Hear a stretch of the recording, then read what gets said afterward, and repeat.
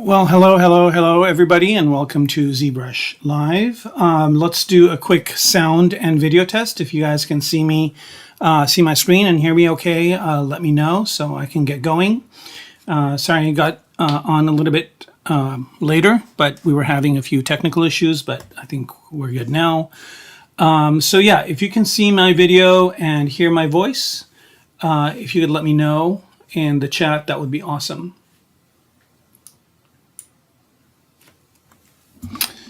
Right, yep, okay.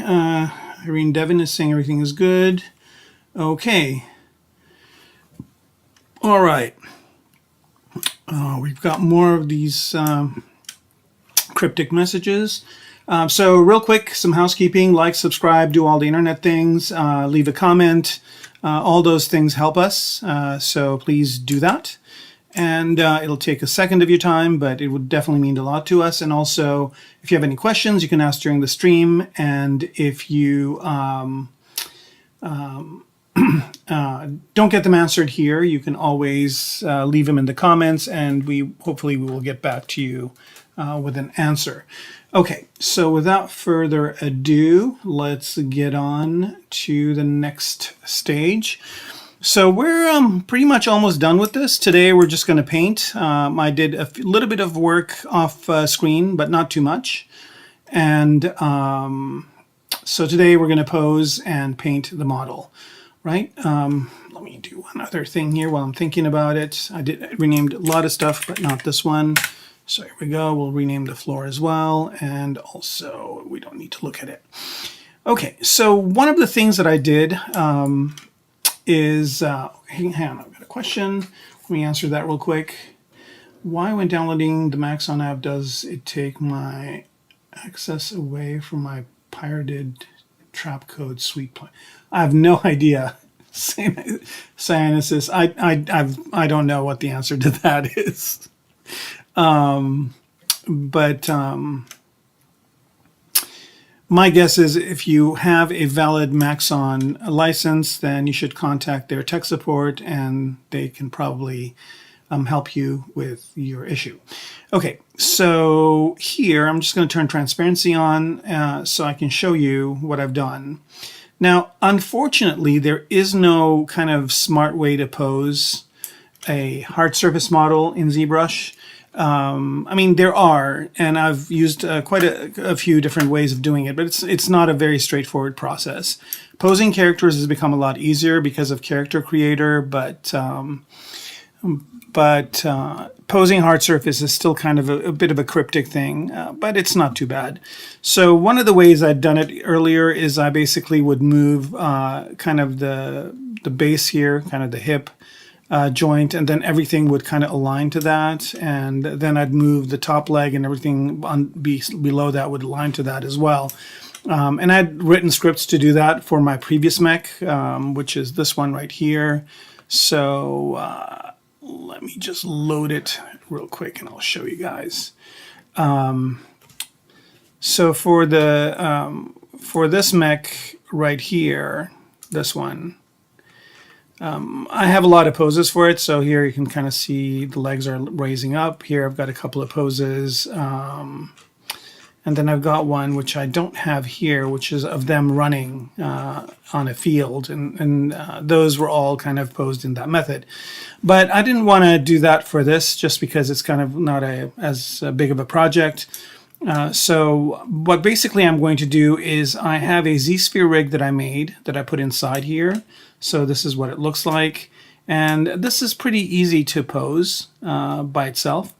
So like if I want to pose the leg, I'll just go to rotate here and I'll just move this leg up. Now I've got symmetry on, which I don't really want.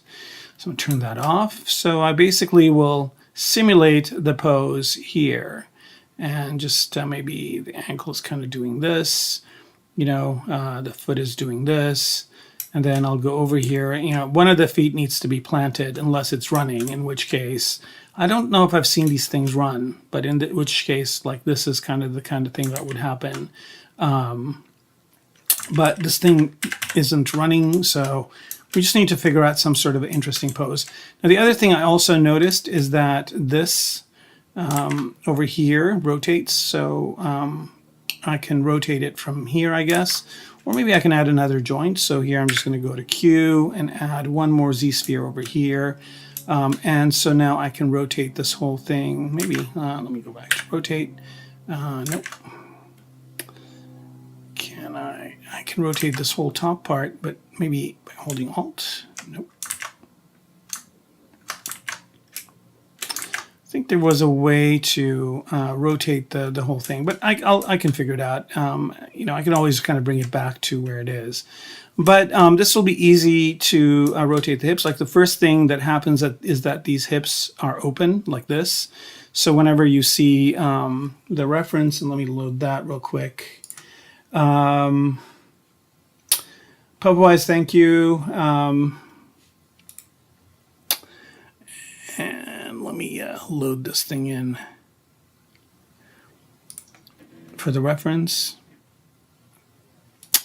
I'll bring it over. So here you can kind of see, you know, what the pose is. Like these parts are opened up, and this is kind of towards the back.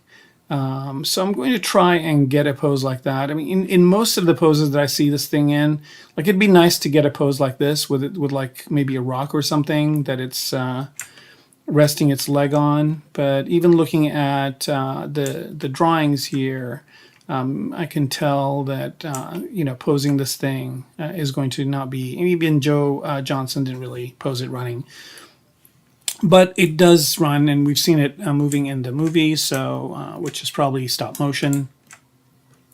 So we can kind of maybe do this, you know, like a little bit of a leg spread, and maybe. So this moves this way. This does not move, right? So this does not rotate. This rotates. So let's do this. And another thing that happens is that this kind of bends down and this bends up accordingly, right? But the problem is that the whole thing, you know, needs to rotate. So the head would kind of be tilted a little bit. So I'm going to try and see what I can do, maybe find some sort of compelling pose this way. And then to rotate the whole Z-sphere rig, I'll just use the deformation panel here, and I think there's a rotate over here. And we want to rotate around Z. So that's already on, so you can kind of see here that we could do this type of a rotation just to kind of get an idea of what the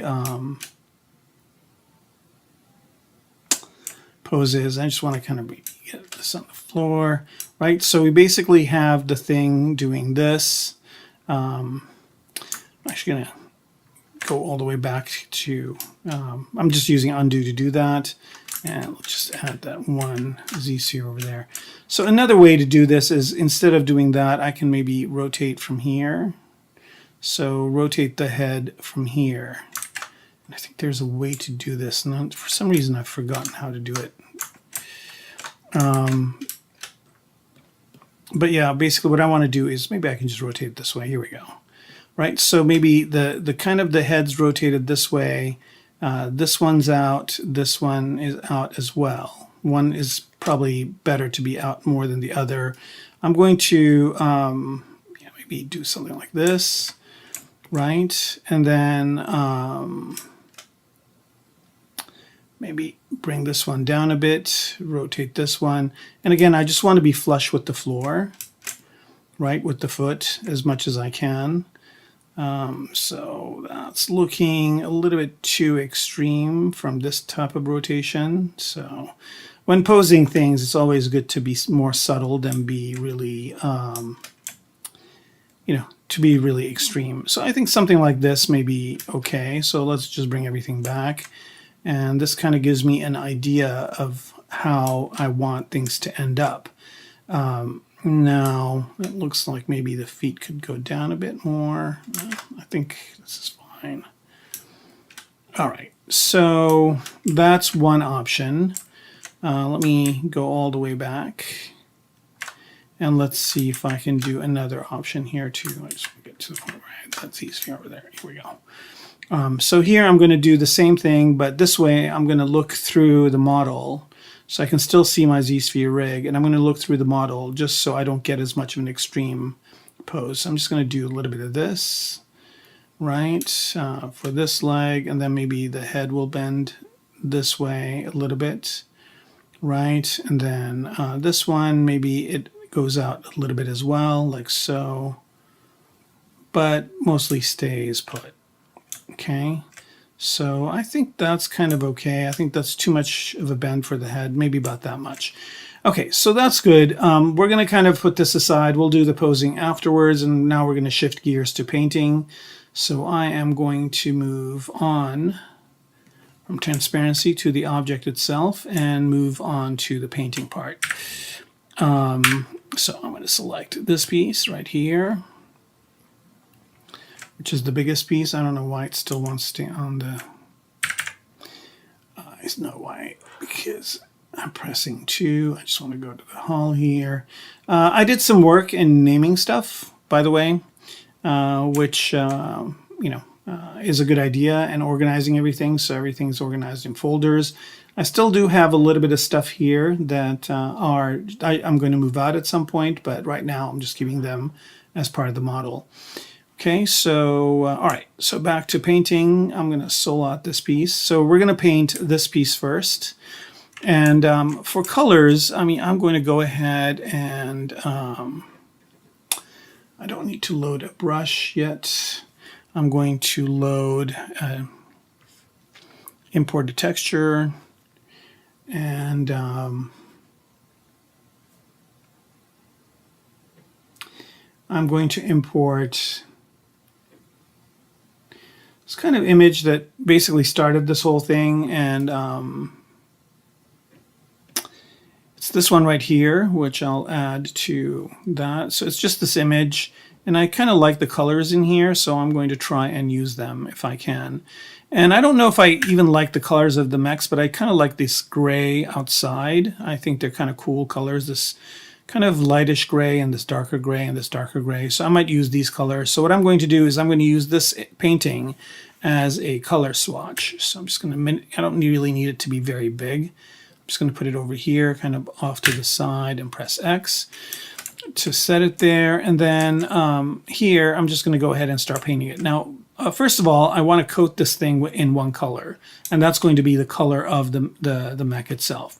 So to pick that color, I'm just going to use this. Now notice here, I'm not picking the color as I move on to the canvas, or even this thing. The color here isn't changing. So to have it change, I'm going to press the Alt button. And when I press the Alt button, it actually is going to pick up whatever's underneath the cursor. So I'm thinking maybe this color right here would be a good one for the whole thing.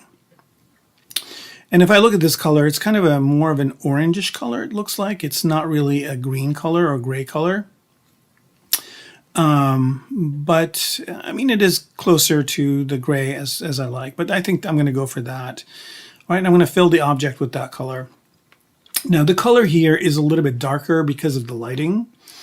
So let me go see what's going on with the lighting in this scene. And for painting, you probably want to have as neutral as the light. So I've got one light intensity at 0.85, and then let's add another one, and then have this one be at 0.25, which gives me at about a 1 of lighting. And I'm using basic material 2. I'm going to switch to basic material 1.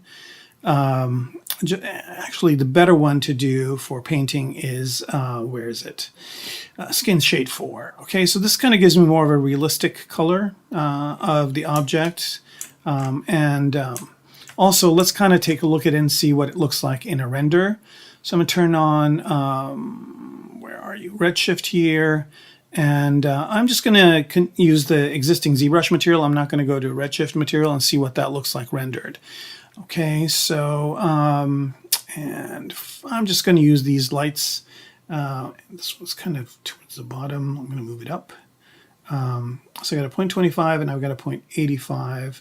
And this should kind of be giving me the realistic color. So let's just go ahead and do a render, see what that comes out as. And I might kind of lower my render settings here just so I can get faster renders, but I'm just going to let this first one go.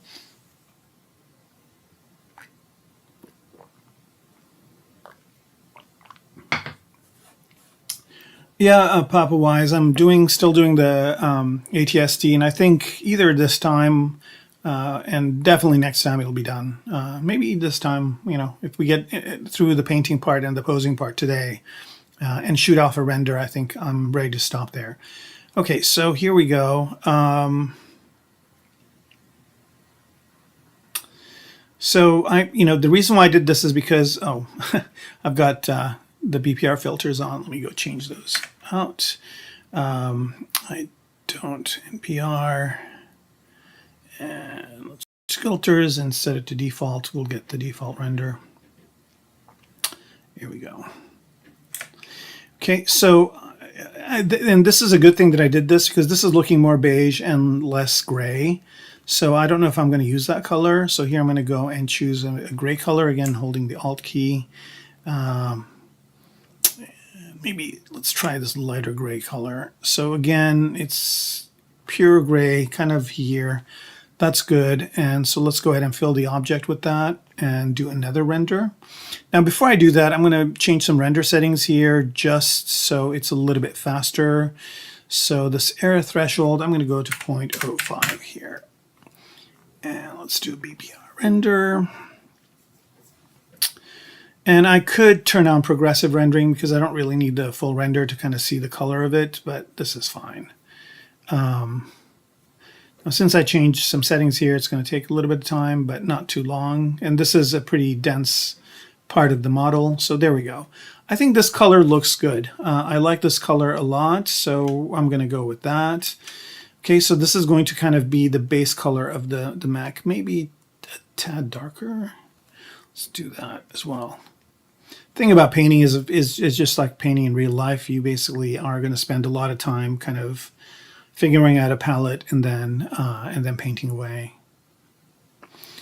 I usually do my painting in Substance Painter, but I also do it in ZBrush. I mean, for something like this, ZBrush is just fine. Okay, that's good enough right there. All right, so let's go ahead and start the painting job. So now I've got kind of the thing painted. Now the other thing I want to do is I want to remember this color so I can use it.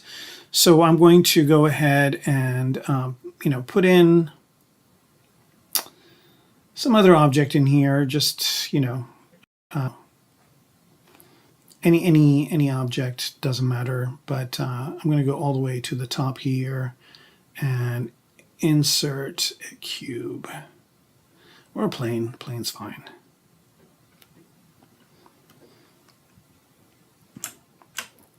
And I'm going to move this plane to the side here. And I'm also going to move, kind of put it in the hull folder. I don't want it there, I just want it outside like this. And this is going to be kind of my canvas. So I'm just going to fill this object with RGB on. I'm going to fill it with this color that I have. And just for kicks, I'm going to switch colors and see if it's... Go to paint here. Okay, so yeah, this is fine. And then maybe I'll subdivide this thing a couple of times too. Okay, so here I've got this color, and then when I switch the color, I've got this one, which is the main color. Okay, so I've got a swatch of the main color, and I've got this other color that was there before. I think it's the color of the canvas. So I just basically want to leave this here and visible, and then go back to the hull. So I'm just going to unsolo that.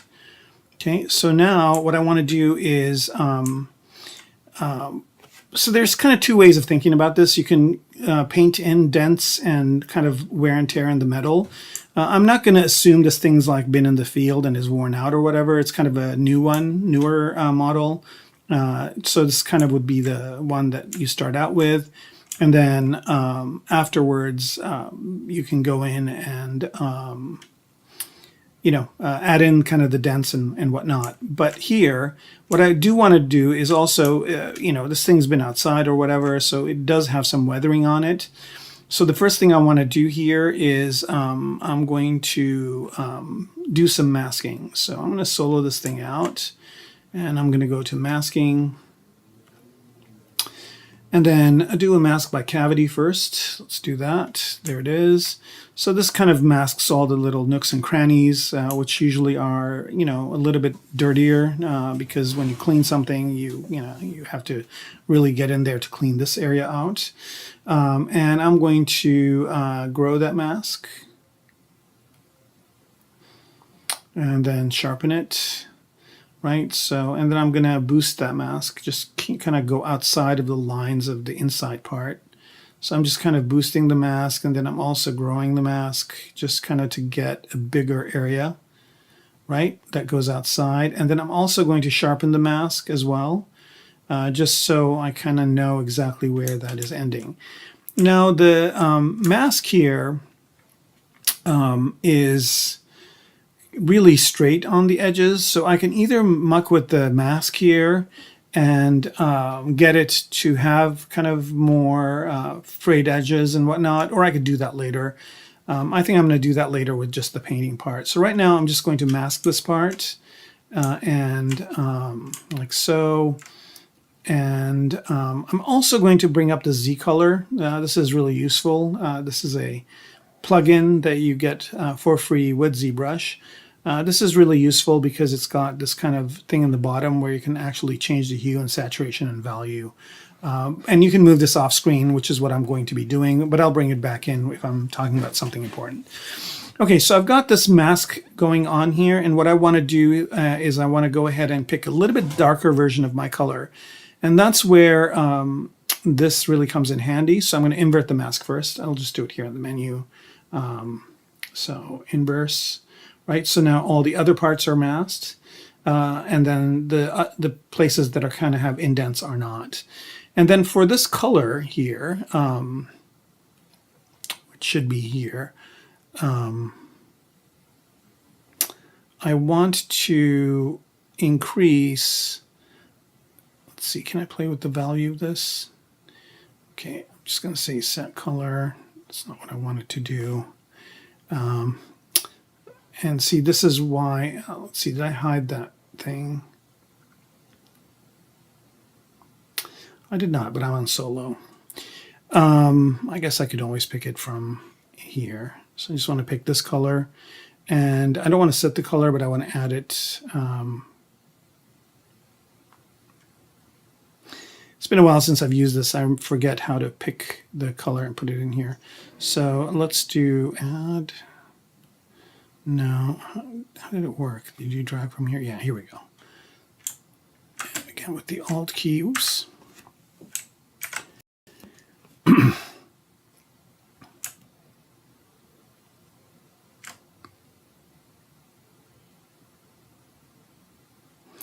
Okay, I think this is the color. So here I can just kind of,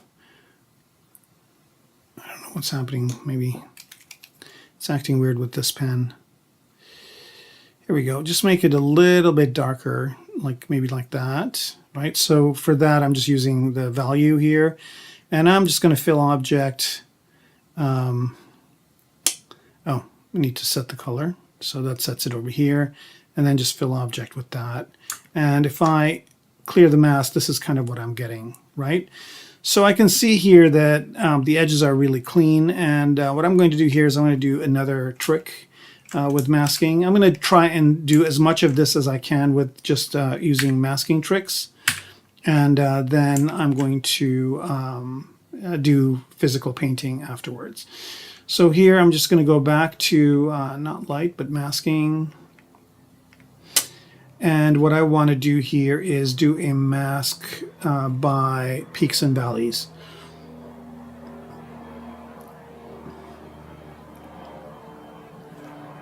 And that gives me this kind of a thing, which, you know, is an interesting damage type of look as well. And I am going to invert that mask. And that kind of has these areas. And here I'm just going to go and let me pick even a little bit of a darker color here. I'm just going to go in with the paintbrush and let me go ahead and choose an alpha here so it doesn't look so...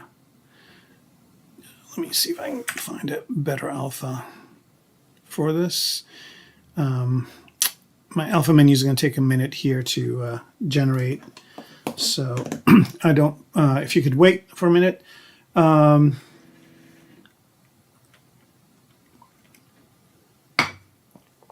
All right. You can create swatches and save them for a future palette. I mean, you could use that color tool to just basically do that work. Or yeah, you could create a swatch, a palette, and then use it as well. I don't know. I think there might be different work. I don't paint in ZBrush as much as I sculpt and model, so I don't really use that much of it. You know, like I'm sure there's better workflows and whatnot. But yeah, like the one I did was just a very simple thing that I always do, which is just create a document, you know, like an area in the document where I put in colors that I want to continue to use.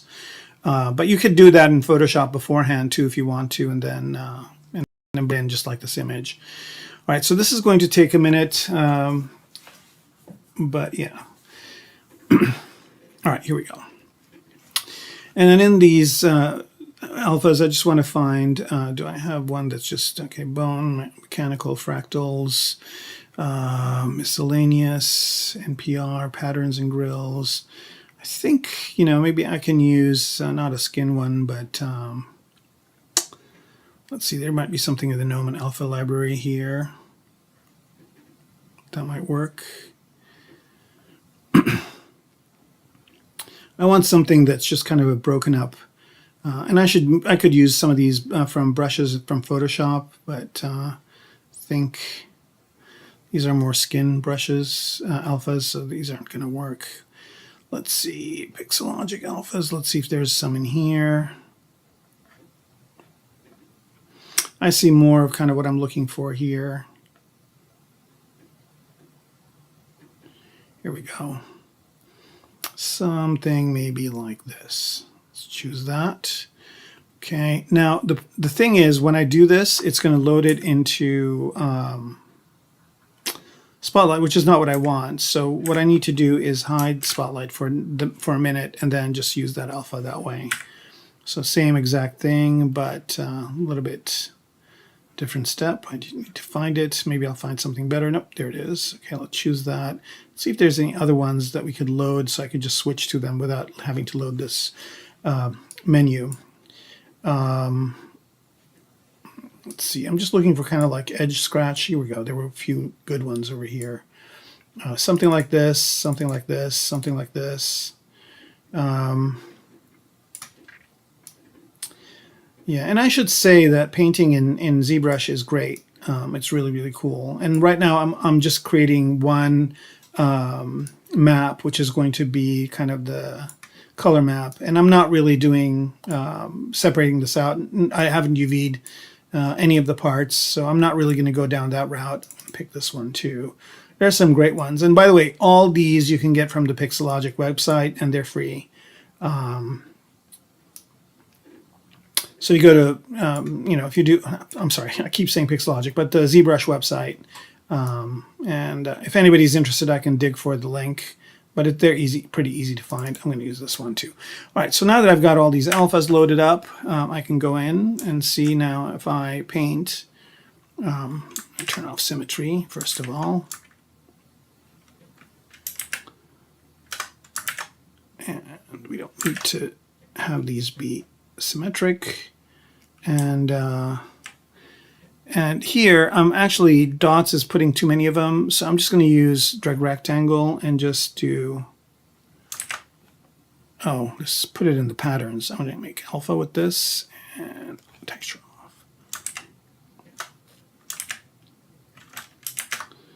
All right, and just, you can kind of see what I'm doing here, where I'm just adding these kind of along the edges.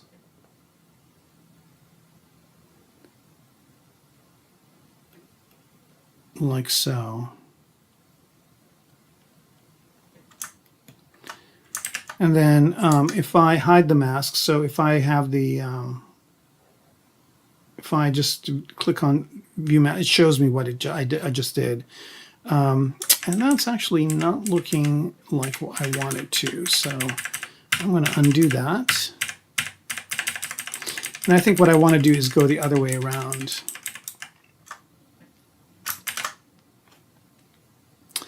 And I want to pick this inside color. I'm going to switch these colors.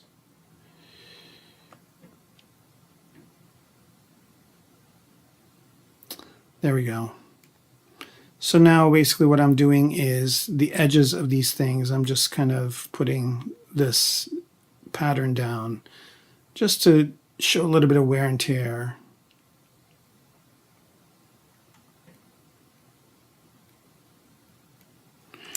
Like that. And I'm focusing on areas where I know the eyes are going to go to a lot. And by the way, I can do this without the mask being on. So one of the things I'm noticing here is that the mask has a border. So I'm actually going to be brave enough not to do this with the mask. I'm just going to bring this back and do this. Flip the mask and fill it with the darker color. And then I'm going to remove the mask like that. And that kind of has given me already a lot of things that I want. So I'm going to pick this color and start kind of, here we go. This is what I want it to do. So you guys can see here that all of a sudden it kind of looks like, you know, this stuff is kind of dirty. They cleaned the outside part, but, you know, the inside part's kind of still not getting clean. And here I'm just going to go and see what not drag dot, but dots will do.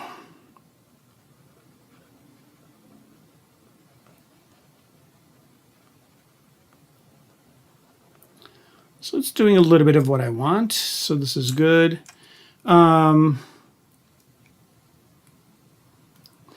Would it make sense to color the larger surfaces and then go to the linear separations?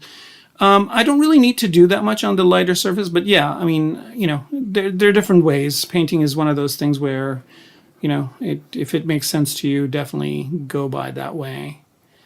Do it that way. I'm just kind of, let me see what spray painting will do to this, but I don't want color shifts, so I'm just going to say color down to just one color.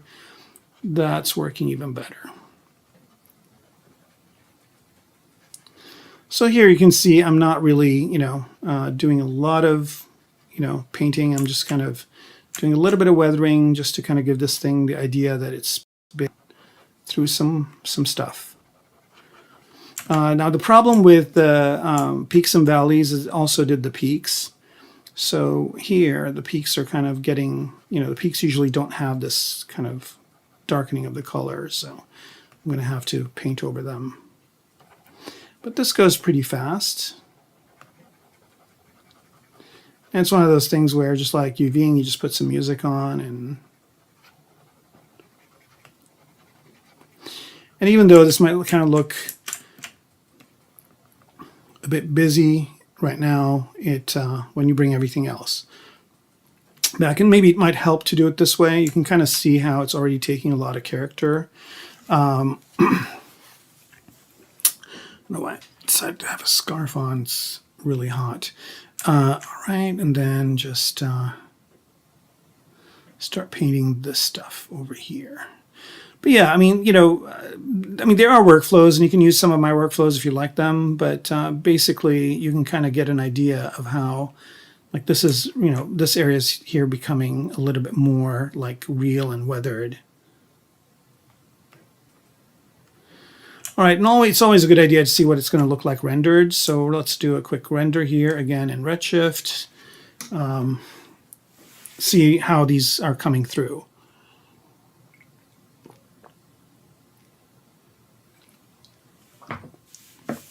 And with a lot of these parts here, I could probably just leave them the way they are. But yeah, if I do paint them, if I do work on them, they definitely will show. All right.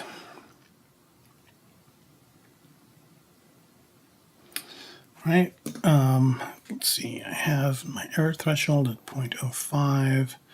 I might bump this up a little bit more. And also I might turn on progressive rendering, which will make this a little bit faster. But yeah, let's just let it do its thing right now.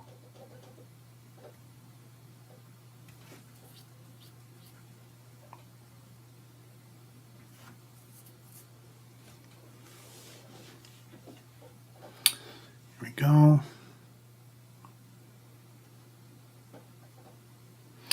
Endor was your favorite place, yeah?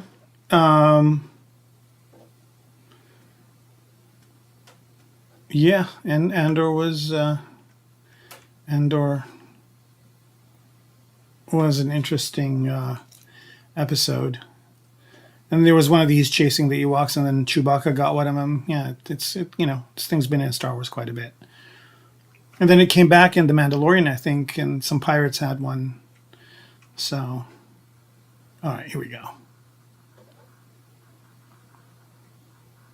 I don't know why this render is taking so long, probably because I have so many parts and it's a close-up. But I'm really curious to see how this is going to come out. Yeah, I'm going to raise that render threshold a bit, error threshold a bit, see if I can get a faster render. I'm going to press escape here just because I don't want to wait.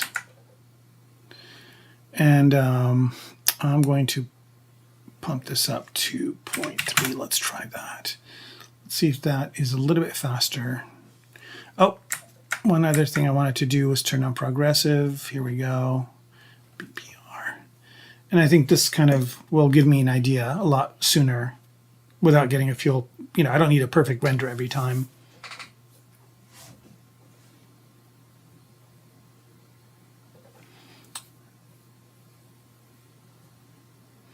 I think the reason why it's taking such a long time is because a lot of these parts are very, here we go. That's actually not bad. Yeah, that render is coming across really nice. Yeah, it's doing the progressive render. I mean, I do see the noise here. It'd be cool if they added a denoiser. I think they probably will at some point, but yeah, this is looking really, really good in the render. And here we go. There's the entire render. And so yeah, I think it is kind of translating over well. All right, so here I noticed that these are all going in kind of one direction. So here I'm just kind of changing the direction a little bit. Now the other thing I can also do here is the RGB intensity is at 100. Yeah, I think that's good. I can probably increase the flow a little bit just to get a little bit more paint to drop. Yep, that's working good. So yeah, I can see the little bit of stuff on the back, but I can also see the stuff in the front, and that's working out okay. And I just need to just hit this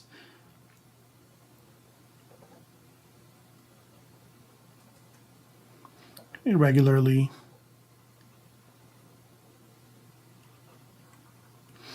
And I'm going to just use this alpha and go through the entire part of this model, and then come back with another alpha and just go over the parts a little bit more, and that adds a little bit more irregularities. Now Substance Designer does a lot of the stuff automatically with smart materials, and it does a good job, but I find myself going in afterwards and tweaking it a little bit just to kind of add that more of a, you know, human touch versus a machine generated touch.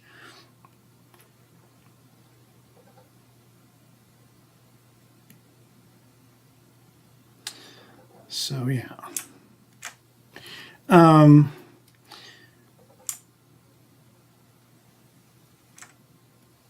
Well, if you're a 2D artist, then that's great. And if you want to watch the rest, it's going to be on YouTube. So you can go watch the rest if you want. If you don't want to watch it live, but have it on while you're doing something else, which is how I watch most of everything nowadays. All right. I know a lot of this kind of seems repetitive for a stream, but I think it's just part of the process. And if you guys don't want me to do it online, I can always do this off camera. But I think it's super useful. Now, what also is not as good in this case is if you pick the other color, the darker color, and then go over what you did just a little bit with the darker color and spill out. And that kind of creates a little bit more of a realistic look as well. And it's kind of funny because I used this method a long time ago using, there was a 3D paint package that came with Cinema 4D before they bought ZBrush. I don't know what it was called, like Express Paint or something like that.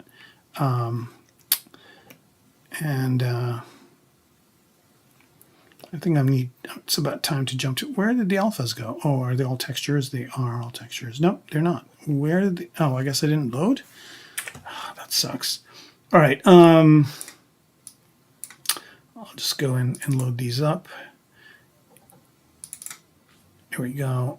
I guess it's going to load these as not alphas, but as textures. But here I'll just go in and say make alpha. All right, and then let's pick a few more. I forget what it was called. If anybody remembers, that would be great. If you could remind me. It's called speed paint or something like that. Some other kind of deep paint, something paint. And it was just a 3D paint program. And they, you know, I think Maxon bought them a while back and incorporated it into Cinema 4D. I think it might still even be there. I'm not sure. Don't quote me on it. But yeah. Right. Sometimes it's good to have like these types of things too, just because they add a little bit more of a there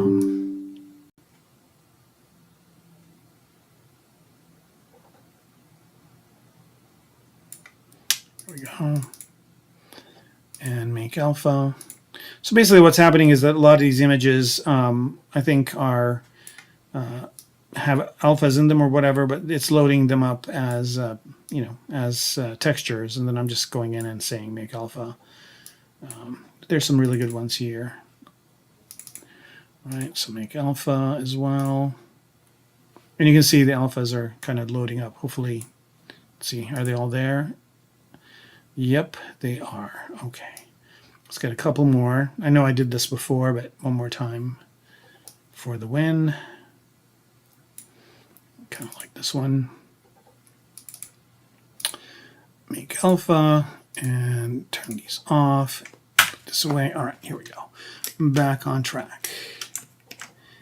All right. Okay, so here I'm just picking this different alpha and painting with it. But you can see here I'm getting kind of a different effect. Let's see if I can make the scale here is 1, color is 0, placement. Maybe, you know, do this so it's kind of all over the place. Something like that. Okay. And this will create kind of an interesting look. And I'm going to go with the darker color again.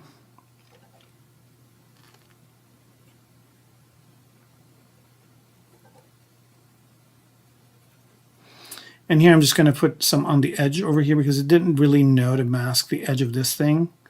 So I'm going to do that manually. Okay, and what I'm going to do is pick this other color. So if I hold Alt down, I place the darker color, and if I don't, I place the lighter color. So now I can basically do this whole thing just by holding down the Alt key. Right, so you can automatically see that I'm getting something that's looking a little bit more real.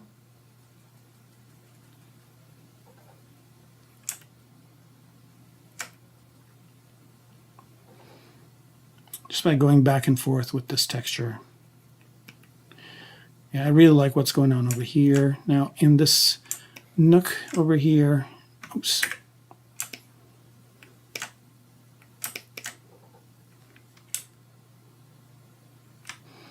I'm going to go in and pick a very dark color. So now I have these two on the object. I can pick from the object as well. But I'm going to go to the darker color here and make it a little bit darker.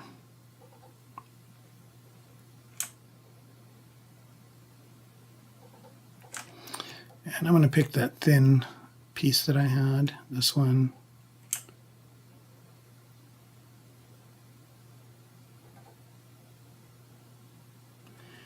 Make this inside part really dark, right? And then just hit the border back.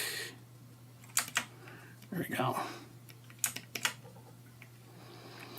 right, so now what I want to do is let's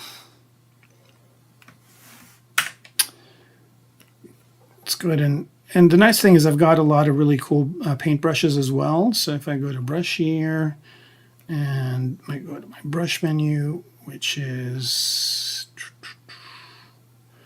masking brushes, painting brushes. I've got a bunch of different painting brushes here. Some I've bought, some I've had from before. So like a soft bristle brush or a short feather brush or whatever. I've got an airbrush as well, feathered paint. Let's see what this looks like.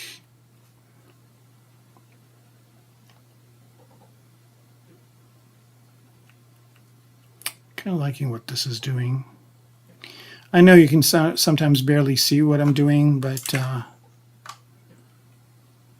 it's basically using the streak function just to kind of create more of a organic looking brush. And this works really good big. Like, you can see what it's doing over in that area. Too much.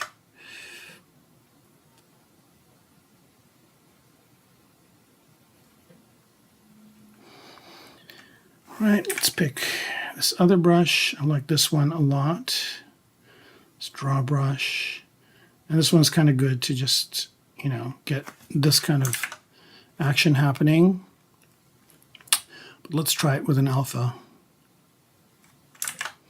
Nope, it's too strong. So let's go back to the paintbrush.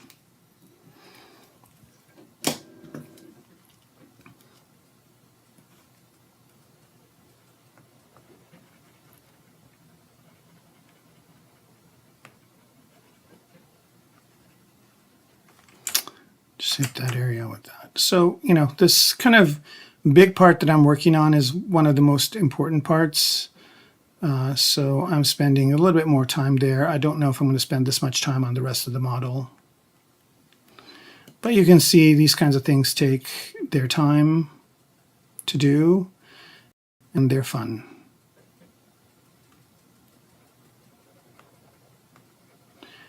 And it's not going to be a lot of, you know, tips and tricks today. Maybe you'll get a tip or a trick here and there, but mostly it's just going to be me doing this.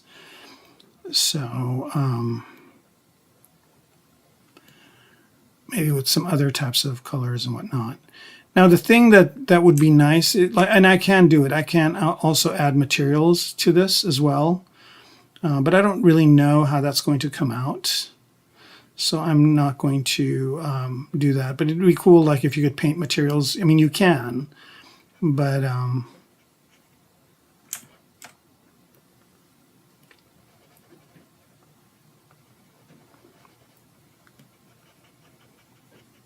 don't know how that would translate over.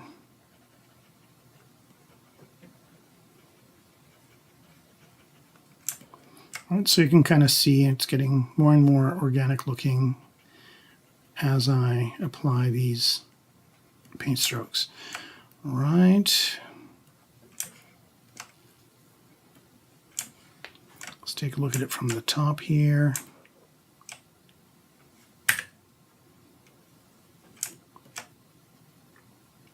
I'm going to slam a camera on this. Let's see. I guess I should have perspective. No, I guess it's fine. But sometimes if you work on an area, like this area I know I'm going to be working on a lot, you can always add a camera to it. Or you can use the timeline to basically set an angle and just come back to it afterwards. All right, I'm going to pick the darker color now.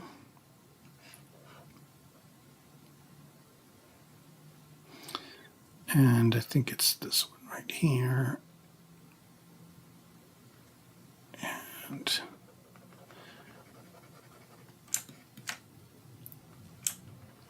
accentuate some of these borders. So now here it looks like this thing's been walked on and whatnot. And again, I don't really want it to be too weathered, but enough of a weathering where it looks used. So there's more kind of stuff going on here than the outside part, which has some, but not a lot. And now I'm just going to do the same thing with the lighter color. And I don't know if this is coming through in the stream, but it's kind of a little bit of a variety in what's going on. And here I'm just going to pick a darker color.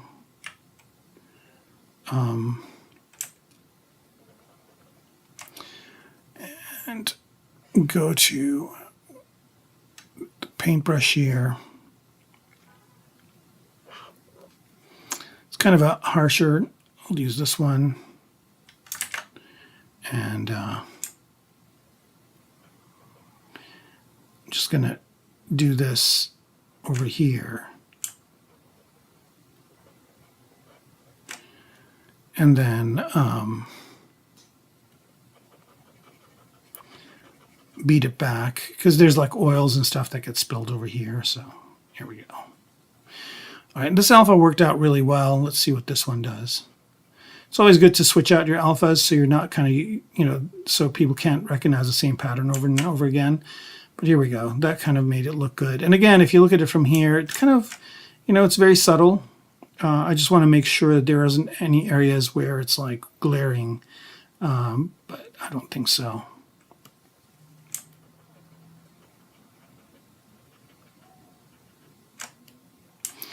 Now, inside here will probably be darker, so I'm just going to darken that area out and lighten this one.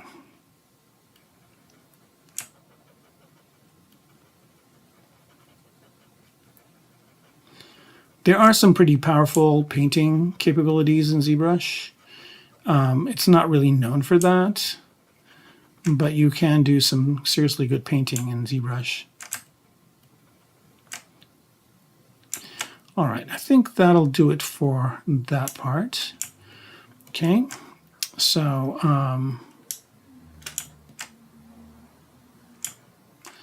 now I want to move on to let's do these windows. Okay, so the windows have their own color. I'm just going to pick that color here, and let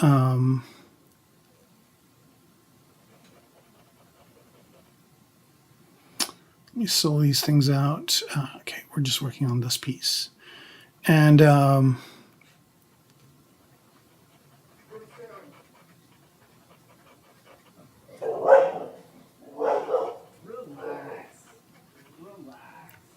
uh-oh, got a dog drama outside. And here I'm just kind of hitting it with the lighter color just a little bit on this.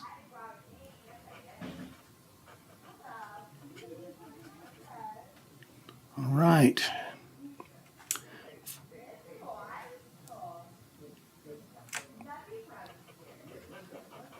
Full-on social drama going on outside.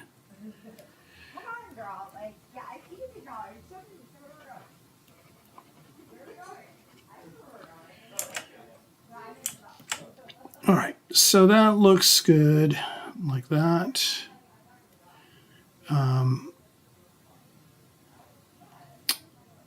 This is what got turned on. Okay, so all right, so this is looking good. Now here I can kind of take some freedoms and paint certain parts. So here I'm going to go back to my brush here, pick the lighter color. That works. So maybe this top part here is the lighter color.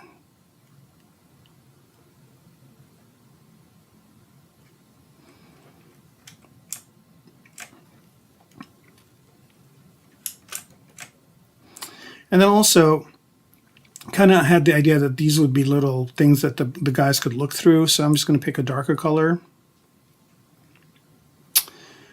and just go in here and do that.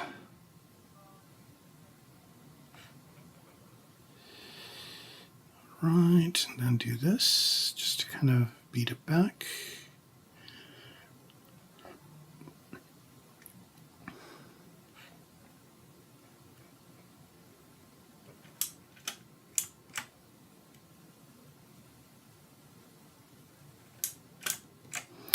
That works okay. I kind of like these top parts darker, so I'm going to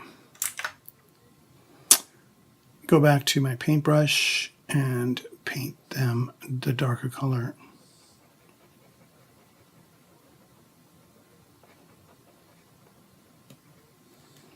Here we go. And also, while I'm at it, I'm going to go back out here and put a little bit more of a border around this.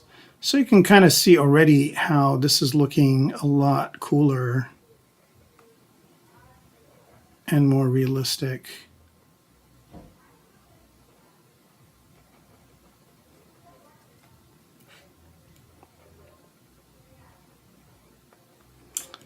All right. That works right there. Okay, so these windows are done. All right, what about these metal bars up here? I think those could be cool if they were filled with the lighter color, but also had some of this weathering. Okay, so these are pretty low res. Oh, it's one bar. Okay, and it's probably like not subdivided at all. So here, let's subdivide this a few times so it would hold some paint. And again, I don't need it to hold too much paint, but a little bit, just to kill that kind of separation between the two pieces. And you can see here that the color kind of is really strong, and that's because this thing doesn't have enough subdivision levels.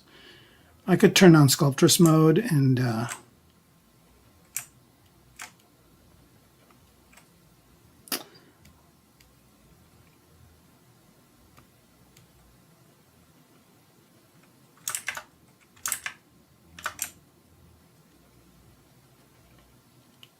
kind of subdivide where I'm putting the paint down, but that's fine. This actually is working okay. All right. So that looks pretty good. Just want to get the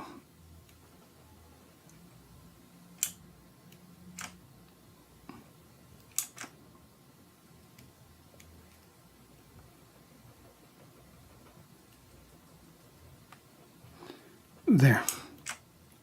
All right, so those look integrated. Now, what's going on here is that the inside part is really light, so it's kind of blending in, and I don't want that to happen, so I need to color the inside parts here darker.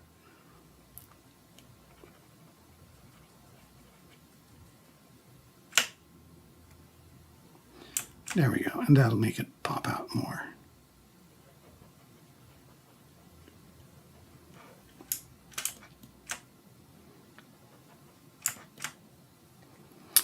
And just so these are visible, I think there would be some sort of marking or something on it. So for that, what I'm going to do is I'm going to go into drag rectangle, and I'm just going to pick like a square alpha and pick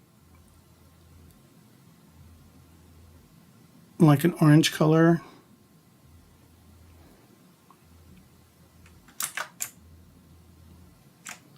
And on these guys, like create some sort of a thing that will tell somebody just not to step on them. So since this is a lighter color, it'll probably be a darker color. So let's just pick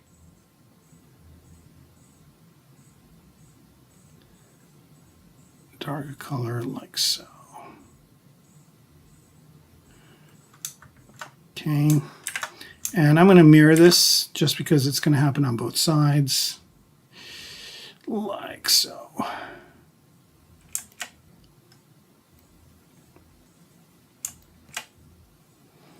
I wonder if this color is good, red. Maybe put a yellow thing in the middle of it.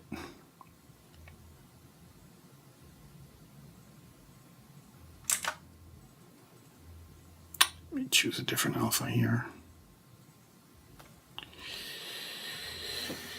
I think I'm going to go out to the alpha library that ZBrush has, this one, and there'll be a thin, long thing. Here we go.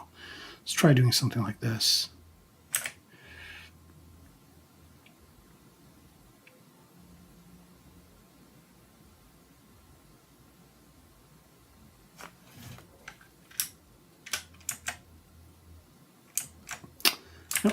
Too much. I think it's good the way it is. I think I'm just going to leave it at that. Maybe make it darker, and maybe let's try and see if this works.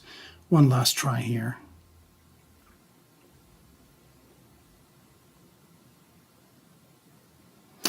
You can still see the kind of the stair stepping here, and that's because again there's enough subdivision levels on this thing, and they're, you know, it's I can zero mesh it. Let me try doing that real quick. Zero mesh it at same. Maybe that might give me a little better.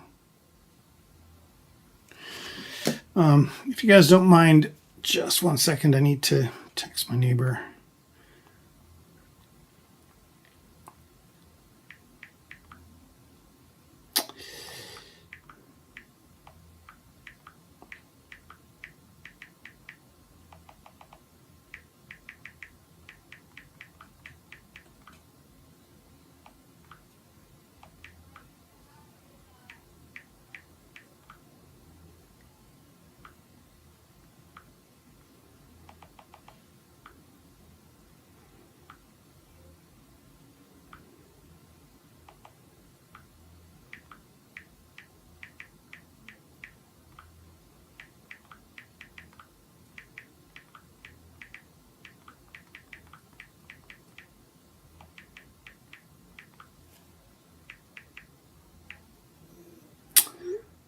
All right.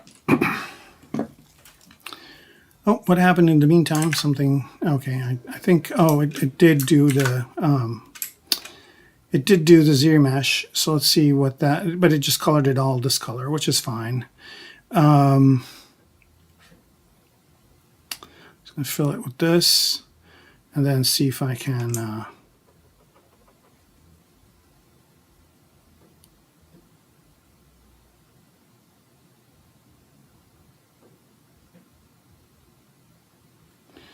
Do this. Here we go. This kind of is cool. It kind of indicates, you know, like, hey, careful, don't trip on this. Not that they can step over there because there's a barrier, but still.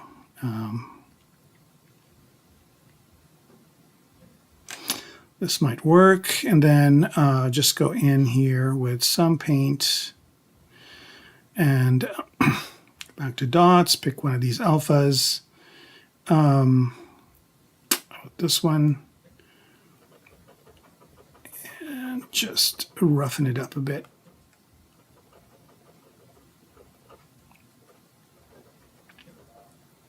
Here we go.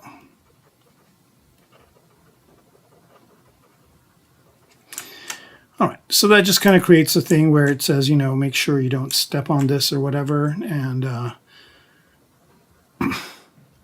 I don't need it to be that prominent, but I can kind of maybe hit it a bit with this. Like so. Okay, I think that's good enough. All right, so let's see what else I can do here. I think I'm good for this part. So let's now go to, how about this part right here? So for this part, I added some surface noise as well.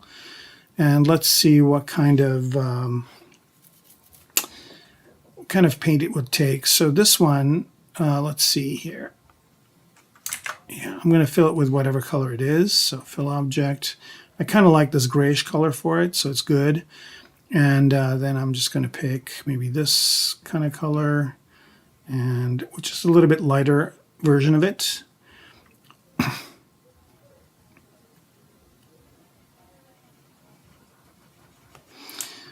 You know, I could do the masking thing again too. Let's try that. So here, let's do mask by depth again, or max, not depth, but now mask by cavity. All right, so that gave me a little bit of stuff. And I'm going to solo this out so I can see it. There it is. And what I want to do again is blur this mask, grow it, and then sharpen it, boost it. Blur it, boost it, dilute it a bit, grow it, shrink it. All right, so that kind of is giving me this type of a thing. All right, and then what I'm going to do here is just invert that mask. And then switch colors here and fill object with that darker color. And then switch these colors again and clear the mask. Oh, didn't do it. Switch color, fill object. and then switch color again. Yeah, I don't know what's going on. Is it masked? No. Okay, can I color this? I can. So let me pick a darker color then. I guess that's kind of what I wasn't doing.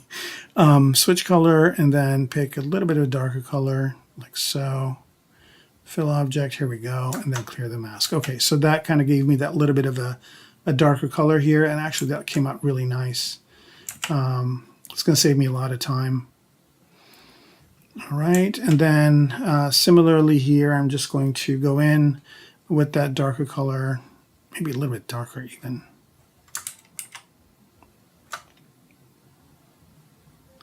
Here we go.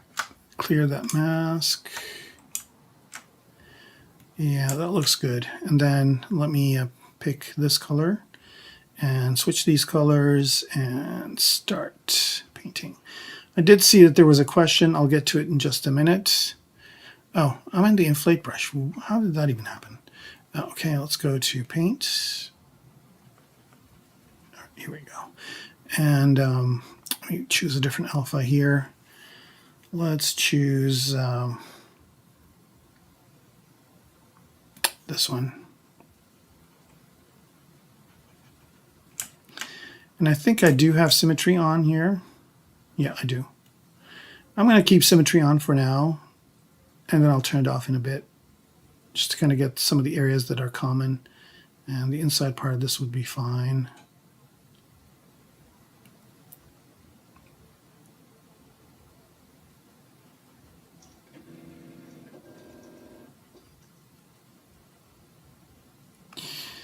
Okay.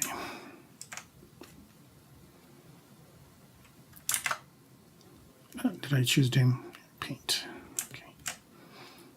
And again, it's kind of nice to see the entire model while you're doing this, just because you don't want to be mucking around in areas where nobody's going to see it if they're occluded or whatever. All right, so just a little bit of paint. And now you can see I've added a surface noise to this area too, which kind of gives it a little bit more character, like so.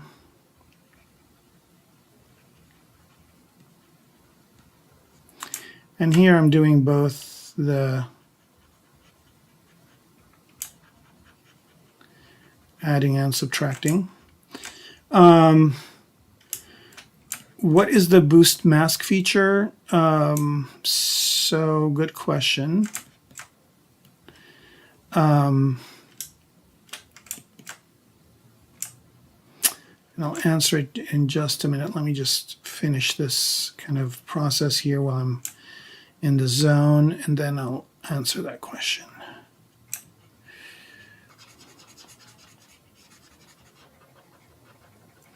Again, you always want your borders to kind of have a little bit of this kind of darker color, just because it's occluded and dust and stuff kind of gathers in there.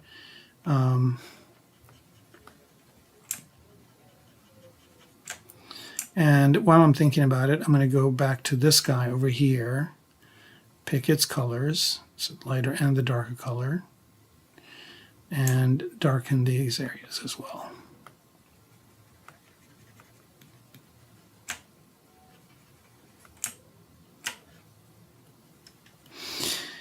All right, so let's see what a render of this looks like just for kicks, and then I can look through all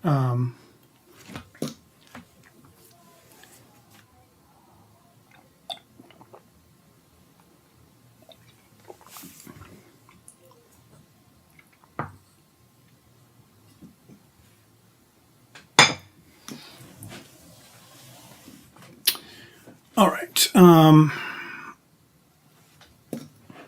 Here we go, progressive rendering, and it's going pretty fast. I kind of like what it's looking like, so we're good. One thing I'd like to add to this is a little bit of streaks, so I'm going to do that next. Just because when it gets washed or whatever, I mean, there's a little bit of it here, but it'd be cool if I had some more of it. So let's see if I've got an alpha that has streaks in it. So I'm going to go back to my alphas here, go to the Pixelogic alphas, And let's see if they have a paint streaks one. And these kinds of alphas you can find all over the internet. I'm just looking at an edge where there's like, paint kind of dripping down. Here we go. This one right here, it was perfect. Right here, this is it. So I'm going to pick that, make an alpha out of it. And the alpha is pointing in the wrong direction in my case. So what I'm going to do here is I'm going to go ahead and go to the alpha directory and flip this in V, and this is what I want. So now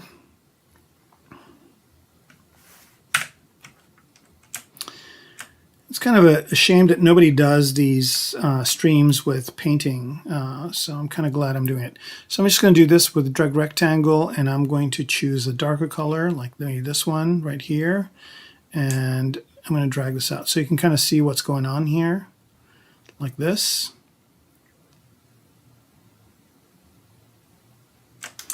Okay, so I don't want that everywhere, so I'm just going to mask some of these areas.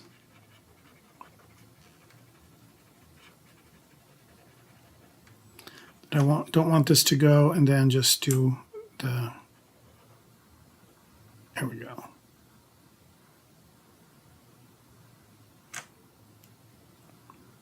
That's a bit too kind of angled. I don't know why that happened, but okay, maybe do something like this.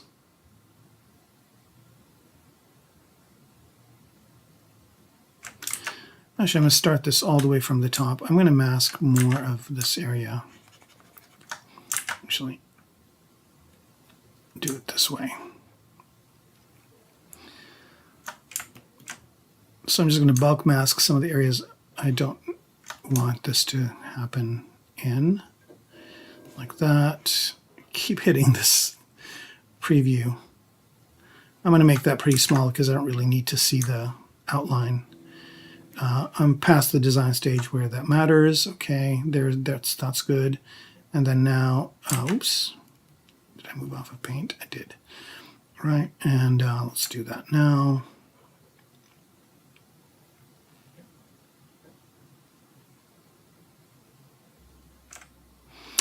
All right, maybe something like this. And then I can just go in with, again, the spray and the old alphas that I had. Let's do this one for now. And I can just kind of beat back some of this area. So I'm getting a few streaks here. I guess I could have just done it manually. But it kind of, it's kind of giving me the effect that I want over here. And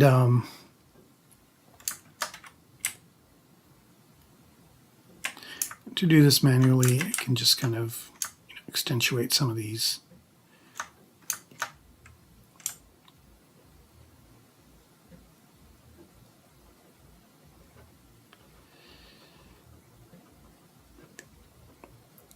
Streaks like so.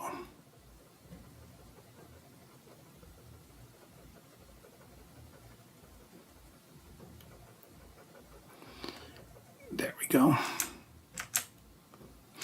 And I'm going to do the same thing up here to these windows. I have to pick a darker color.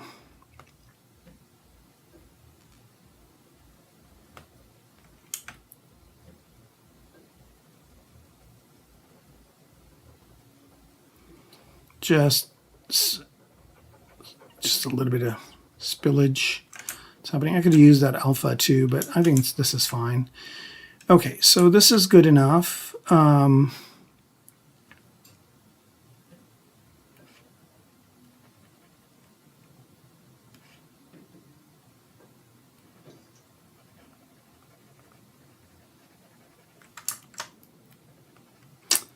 Like, why is the paint not applying it?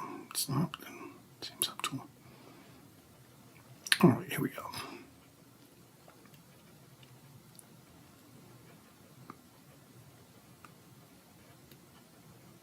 Again, you want to be pretty subtle with this if you can. All right, here we go. All right, that's done. Let's move back to this piece right here. Oh,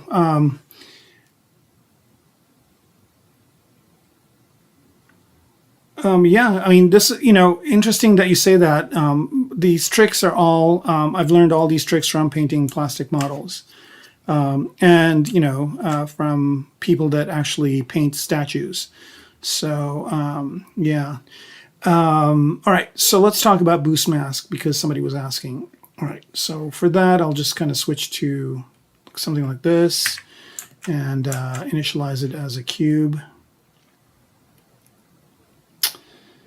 Initialize Q cube 2 by 2, and let's divide that a few times. Let's just get this marshmallow. Okay, so here, what I'm going to do is, let's say I'm going to mask an area, like so, right? So basically what that does, and I'll just turn on polyframe for a minute, and also remove the fill so you can kind of see, okay?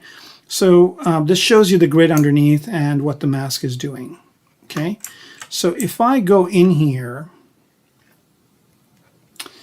into the masking menu and grow this mask, that's just going to grow it out. And you can see the edges are blurred, right? They're blurry edges. And then if I say sharpen, it's going to sharpen those edges. But see, the sharper I get, if I don't have enough subdivision levels, I'm going to get that stair-stepping. So if I divide this a couple more times and mask it, right? And if I sharpen the mask, then I will get a sharper mask. And if I keep sharpening it, now that mask is pretty sharp. That's because I've got a lot of geometry. Now the boost mask, what that will do here, so let's say that there are vertices that are not completely masked. So, I mean, even when I said sharpen it, you can kind of see that there's a gradient here, right? Like there are some areas that are masked and some areas that are not, and there's an in-between. But if I boost that mask, right, it's going to have less and less and less of that gradient, right? It's going to be more kind of just very sharp masking from one area to the next. And if I dilute it, then basically that's going to do the opposite.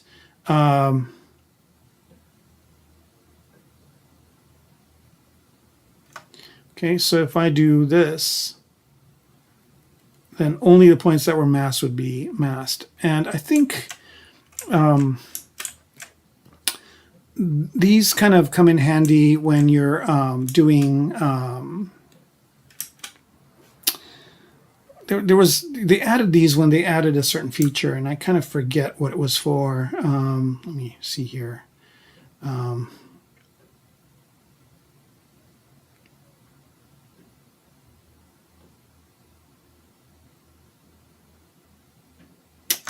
Yeah, I think that's what it is. I think it just basically makes it harsher. Sharper, I guess let me do it this way. So let's say I mask something like this. Okay, so you see that there's kind of soft edges around here. Now if I grow this mask, it just grows that gradient on the side. But if I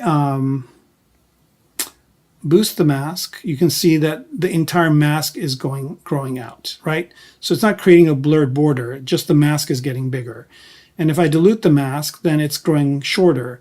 But both with diluting and boosting, I'm getting sharper edges, right?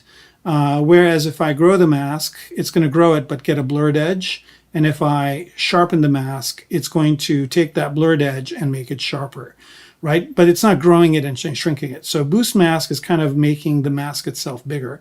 So now here, it's not really doing anything because I don't have any blurred edges. But if I blur this mask, so here, I'm just going to go to, where is it? Blur mask. Blur mask right here. So I'm just going to blur it, right? There's an edge to that blur. And if I boost the mask, it's just going to go to the edge of that blur and make it all completely masked. So the blur went all the way out to here, right, is what was happening before. So you can kind of see that blur effect be there. So here, I'll just go back to my original mask. Like, let's say I've got this, and I'm going to boost this mask. Oh, sorry, dilute it. So it's just basically this. So now I've got no blurry edges whatsoever, right? And if I start growing this mask, it's going to add blurred edges. But if I boost this mask, it's not going to do anything at all. Go back to this. Right? Boosting the mask is now actually just adding a little bit of gradient. And then if I dilute it, it's going to take whatever that gradient was, average it out, and give me this sharp edge. So it's kind of a way to grow and shrink your mask, but without blurring the edges or sharpening, or by not sharpening, but kind of getting rid of the blurred edges. Right? So you can kind of see I've got a nice pattern over here, and if I want to pull that out, I can do that, like so. And just hit that a little bit of a smooth brush, and I can get a nice pattern out of it. So yeah, you know, a lot of these masking things here are pretty neat, and mask by feature is really nice too. And they just added that in 2023, which is basically you look at your object, you say mask by feature, or you can just say, I think there's another thing here that analyzes it, which is mask by, yeah, we're doing it by border, groups, or crease. No, this isn't it. Where's the new masking stuff that they added? Mask by region. This is it. So here I just want to analyze the region and auto mask. So now it basically thinks it's the outside, but if I do auto region, it just knows that that's the area I want to mask. Which is kind of weird. If I just do a little bit of masking on the inside here and say auto region, nope, auto region, but mask by region, analyze region and mask. Yeah, I don't know why it's here. I'll just do it this way. Here we go. In auto region, it'll mask the inside part, right? So it's pretty useful for, like, if you're going to do a shape and you draw it out and you just want the inside part of it to be masked, just do that and it'll mask the inside. All right, so hopefully that kind of gave you an idea of what that does. And I'm going to delete the subtool, go back to painting, delete, okay, there it is, go F, go back to my object here, turn off polyframe. So now we were working on this part right here, and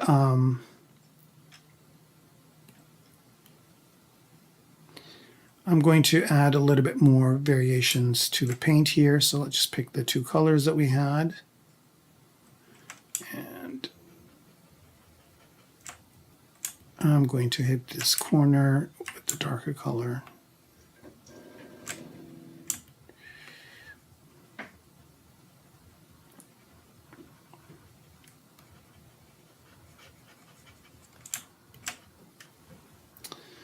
All right. And again, this is looking a little bit formulaic, so I want to turn off symmetry and do some kind of more intense alphas.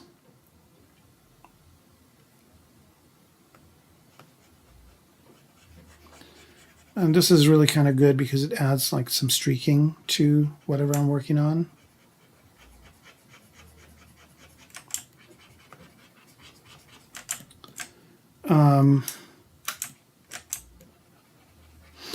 You know, there is a little bit of talent in there, RM, but also a lot of it is work. A lot of it is just experience and work. I was talking to Ian from Maxon the other day, and he had a good word for it. It's hours behind the wheel, he said, and I think that's a great way to explain it. I've been using ZBrush since 2005, so it kind of gives you an idea of how long I've been doing this. And I wasn't that good then. I would look at my teachers and be very kind of impressed by the kind of work that they're doing, but I was nowhere near doing this kind of work. And over time, you know, over many projects, you get better and better and better. All right, so that's good. Now let's move on to these top parts. And these top parts I'm going to actually fill with the darker color. And I'm going to lighten them up just by hitting them with this kind of thing. And again, turn off symmetry.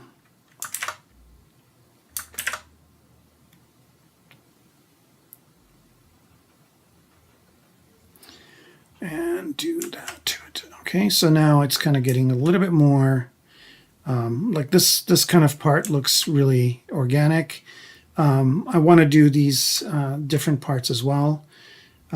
So this one over here, I'm going to fill with the darker color, switch color, fill object. I wonder if the darker color looks better or the lighter color. I think the lighter color looks better. And let's see if this piece has enough geometry to hold paint. It's not bad. So here I'm just kind of adding a little bit of color here. Turn off symmetry and then fight that color back off. I think the streak one is kind of not a good one. I'm using that a lot. Maybe use this one instead. And again, I can use that same trick that I had with masking. I'm going to turn this plane off for now. Another thing I'm also going to do, which is kind of bugging me, is pick these guys here and paint them this color. Because they are, actually, paint them this color. There we go. And I think those pieces probably need to be divided up. And they're cat pieces, so I might need to do something to them to get them to be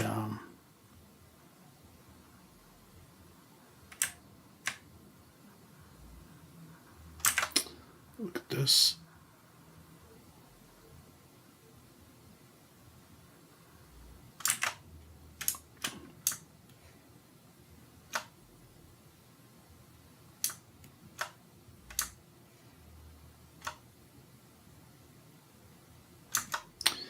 All right, there we go.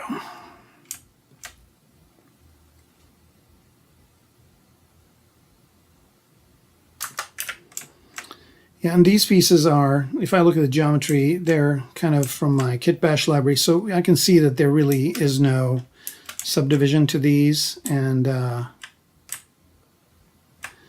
what I might do just to kind of get some even geometry on there is just zero mesh them.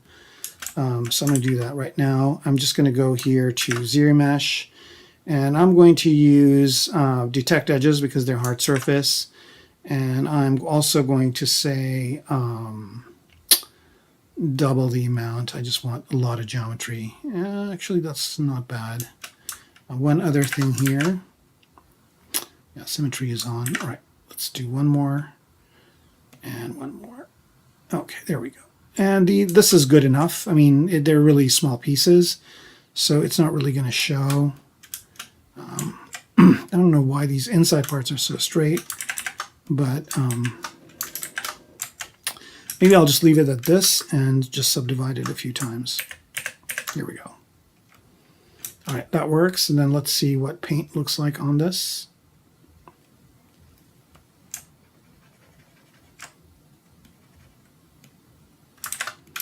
All right, let's just fill it. I'm going to fill this up with a color, fill object, and then let's see what the other color will do to it. It's holding it. It's fine. There we go. All right, let's see. Yeah, practice, that's right. Yeah. Well, it's not practice, it's just work. It's just you got to work on stuff. So, you know, I mean, if you work projects will do wonders because you're under the gun to get stuff done early and on time. And also, you know, if you're not working somewhere, if you do a personal project like these streams or whatever, you know, every time I do a stream, I learn something as well. Yeah, definitely, you know, make opportunities for yourself to do more and more work. You see a smiling face. Yep. I mean, that's the idea. You definitely want, yeah, this thing right here. This will go away once the lights are there. I think that'll take that feature away. But yeah, I see what you're saying. Is that wheel an add-on? No, Zach Max, that wheel is a Wacom thing. So this thing is part of the Wacom tablet.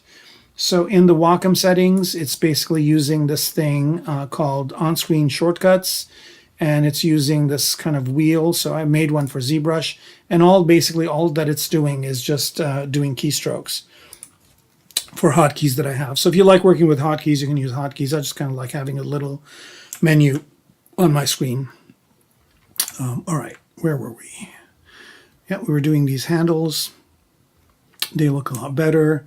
Let's pick this thing on top here and fill it with the lighter color. There we go. And I think this thing is not very, oh no, it's got enough geometry. I think one level of subdivision will do it. Is it dynamic? It is. So let's do one more. Let's see what kind of paint it will hold. So I'm going to solo it, and let's see. Yeah, it's fine. I think it'll be okay.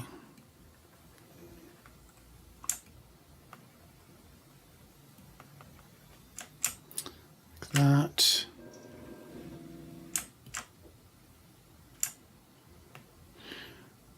Yeah, I've watched a lot of people like do paintings of collectibles and whatnot, and have learned a lot of these techniques from them.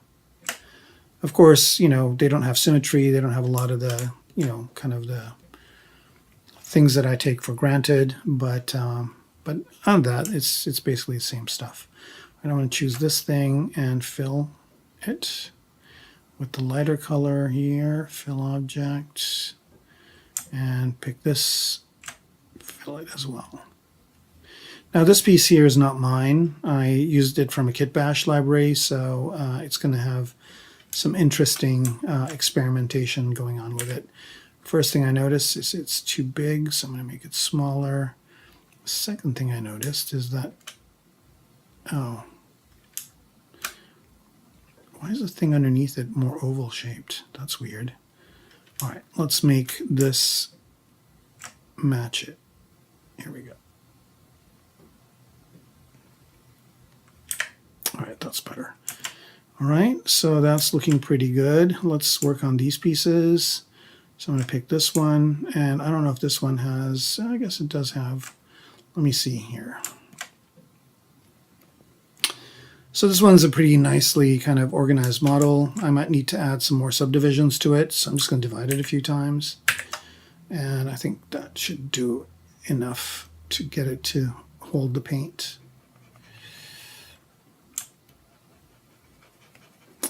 No, the paint's kind of coming in blotchy, but I think it's kind of enough to get it to do what I want it to do.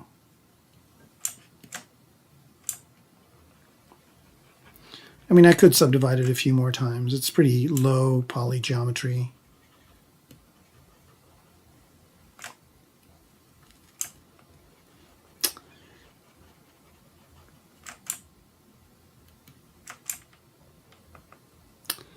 All right, I'm just kind of trying to get that corner. I'm going to solo this out, and I'm going to do this kind of underneath. So it's a bit independent of it. Okay, there we go. That looks much, much better. And solo it out. Here we go. All right.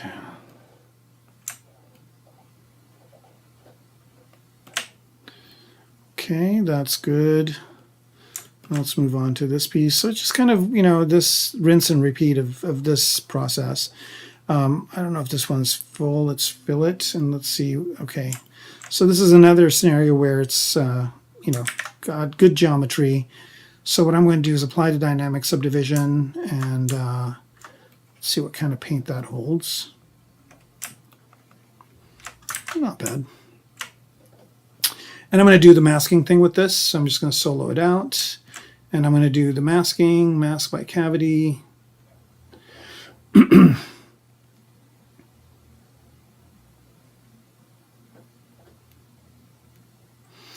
perfect. I mean, it's just really beautiful how it gets all that stuff.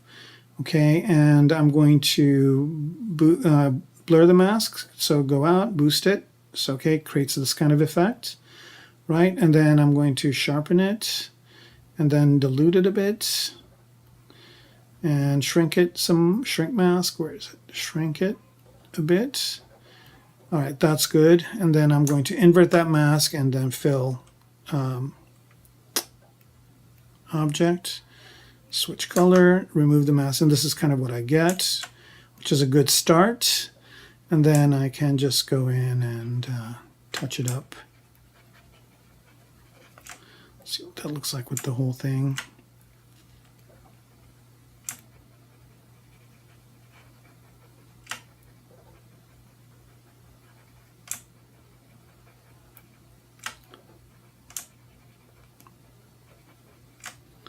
And yeah, pretty neat. Which Wacom am I using? I'm using the Intuos Medium. And that's kind of been my workhorse tablet. But I also have a Cintiq that I use every once in a while, especially if I'm doing work. Because it's one of those that's a computer and a tablet. So if I'm somewhere, I just take that with me. If they don't have a machine for me, I just use that. But I also use some of the Sense Labs tablets every once in a while. That's XE and, you know, XES. I don't know how it's spelled, but it starts with an X, but it's Sense Labs.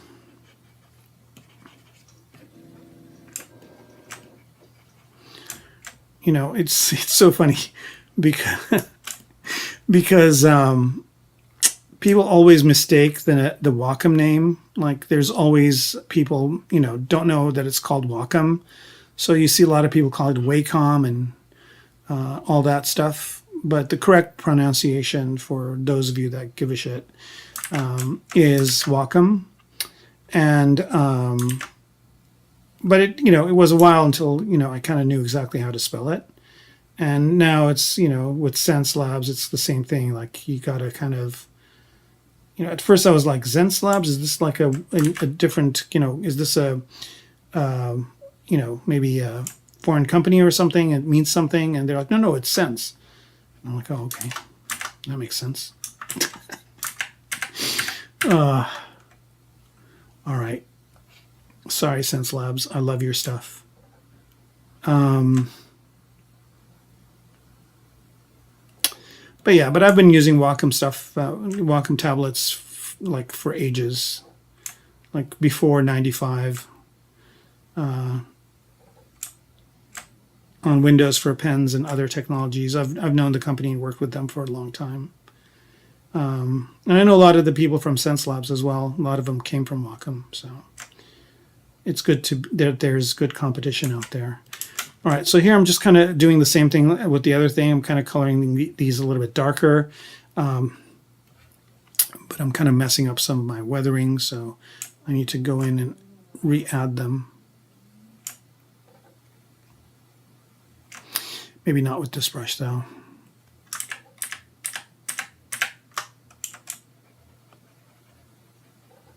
Yeah, that brush was really harsh. This one's kind of more weathery. So there we go.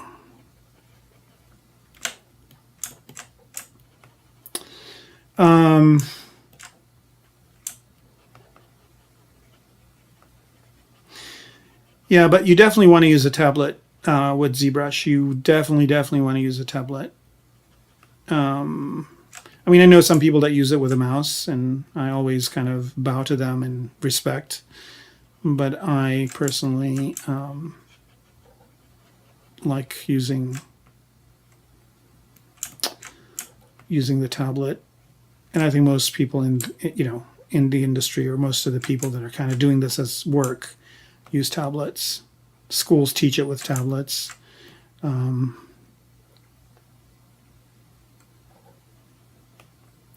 That's weird. Thought I colored this the darker color. Let's try this again.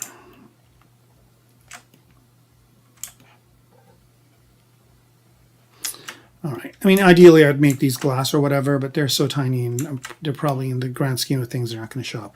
Okay, so this top part is starting to look really, really good. I'm happy with it. Let's move on to the next. I think, how are we doing on time? We're doing good. How do I turn radial symmetry on? Let's go over to here. All right. So there's this. I'm going to fill this with this color.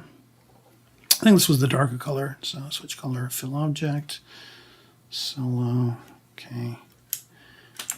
And not this dark of a color, but this color right here. Fill object. Yeah, here we go. Okay. And then I'm going to solo this out and do the masking stuff with it. It's not going to matter as much, but I'll just do it anyway. Mask by cavity, invert the mask. And I'm going to switch color here, fill object, switch color, go to that. So that kind of created this look, which over the grand scheme of things, it's not really doing much. Kind of did a little bit of stuff there. You know, most of this is not seen anyway, so it's good. And then I'll just go in and with the alpha, maybe do a little bit of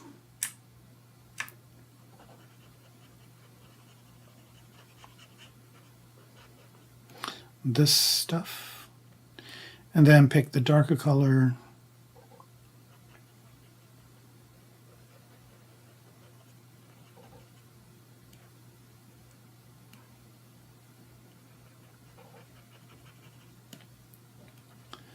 Right, and then again, always match whatever you do on one object with the other that's underneath it, and that kind of obfuscates the hard edges that it has. So here I'm just kind of going over. So this kind of makes it seem like it's all one piece. And I'm going to do the same thing over here.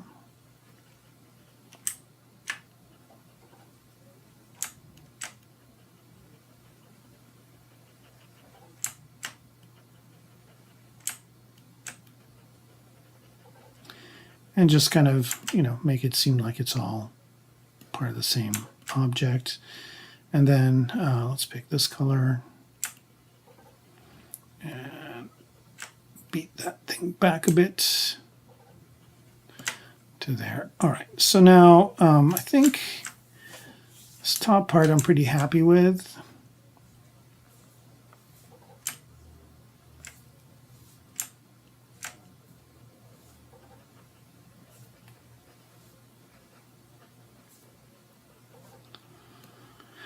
All right, let's pick these handles over here.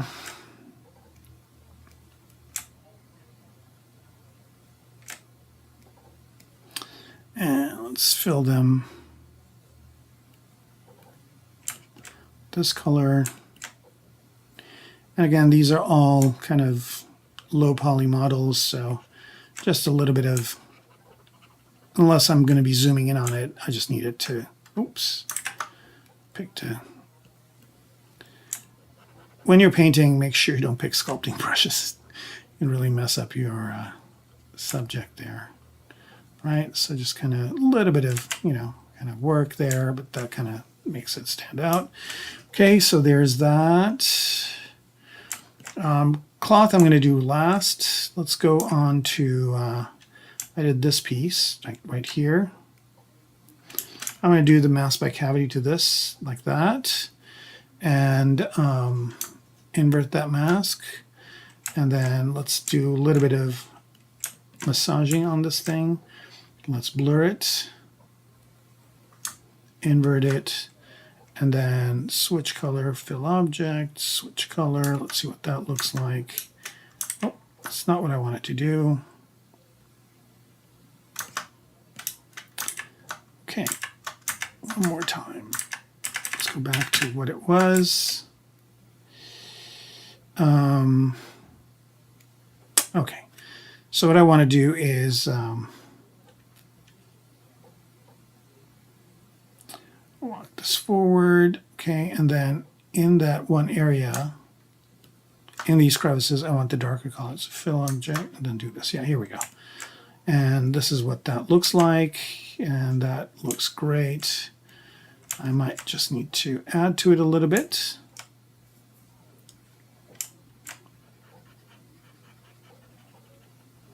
And again, I'm doing this asymmetrically just to kind of get...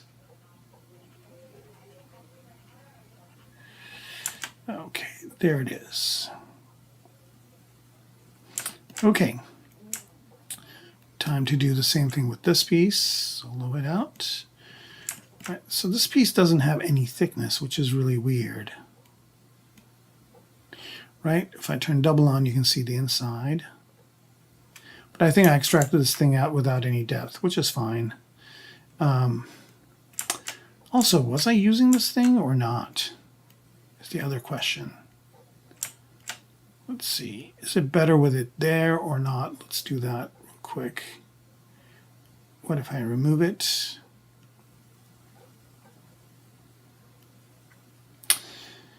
I think I like it being there, so I'm just going to keep it. And I'm going to solo it out. Oops. Solo it out. And also this one I'm going to do a different kind of masking. So I am going to go to the masking menu. And I'm going to do mask peaks and valleys. Oh yeah, look at that. Perfect. And invert that and fill object and do this. Yep, look at how cool that looks. Bam, there it is. And now just go in and accentuate it a bit. And again, this thing doesn't really, let me just accept, is it dynamic? Nope. Let me just add one subdivision level here so it holds the paint better.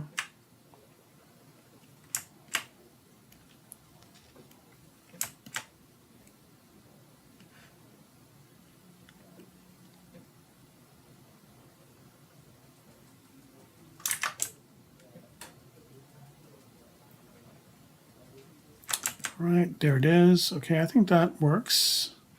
Now the thing with this is that it's kind of not selling what it is, so I need to do something to it. Sometimes, you know, you discover these things later on in the game. So what I'm going to do here, the good news is it's got polygroups. So I'm going to select this polygroup right here, mask it, invert that mask, and what I'm going to do here is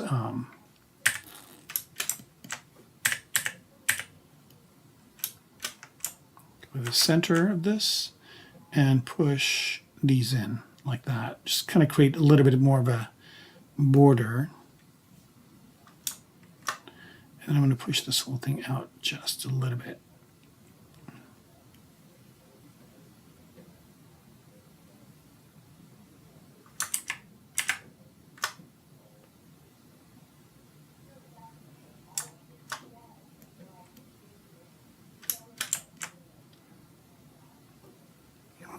Move this up.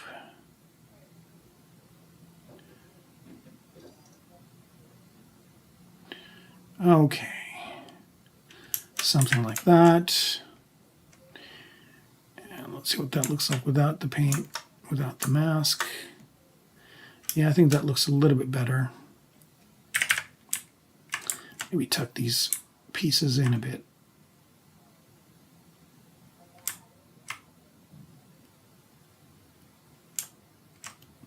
There, that's kind of selling that piece a lot more. Hit it with some smooth. Here we go. So you can see you're always kind of tweaking your model even after you've modeled it, doing some paint work. And that's kind of good because sometimes if you give it to if you're working on a project with a bunch of artists, you give it to a paint, usually a modeler gives it to a texture artist. And then the texture artist wouldn't know how to do this stuff sometimes, so they send it back to you, and you're kind of doing something else at the time. It's kind of a pain in the butt. So it's kind of fun when you're doing both. But you don't want to do both because then you kind of dilute yourself. You can't win. If it's not one thing, it's another. I'm going to hide these guns just because they're getting in the way too much. If you guys have any questions, again, please ask. I'll be more than happy to answer them if I know the answers. Most of the time I do, but sometimes I don't.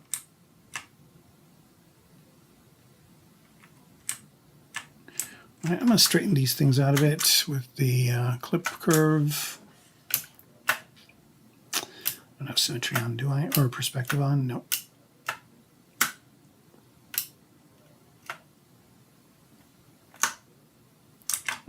It's a bit too much.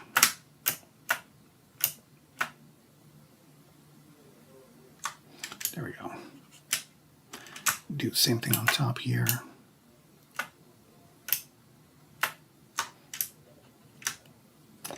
And one more.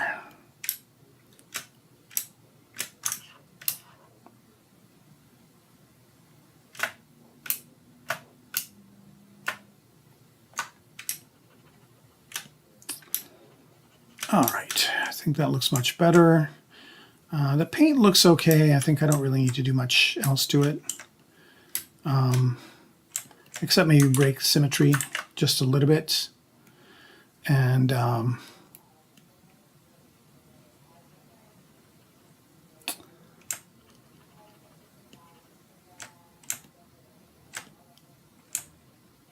maybe do a little bit of this. Okay. Yeah, so if you guys have questions, I mean, we're kind of getting close to time here. It's almost 9 o'clock. I'm going to stay a little bit longer today, but just because I'm on a roll. And so if you have any questions about anything you've seen today or anything ZBrush, just ask, and I will try my best to answer it for you.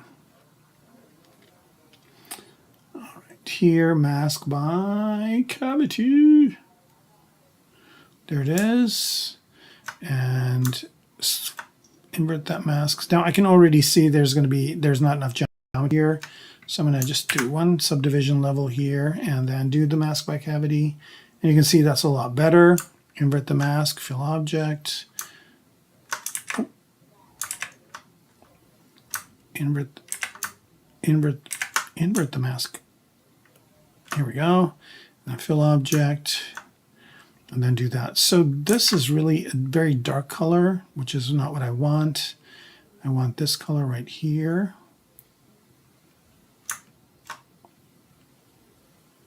I don't know why it's getting the wrong color, but let's try this first. Fill object with that. Okay, here we go. Oh, the mask is still on. And then let's do fill object with this. No.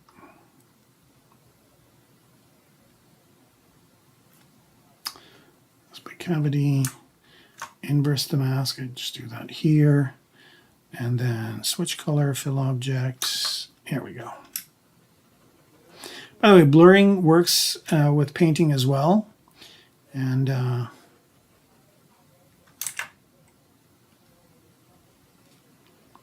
just going to beat that down a bit, it's too much, and I still have symmetry on, break symmetry. And let's pick a different alpha. This is kind of an interesting one to do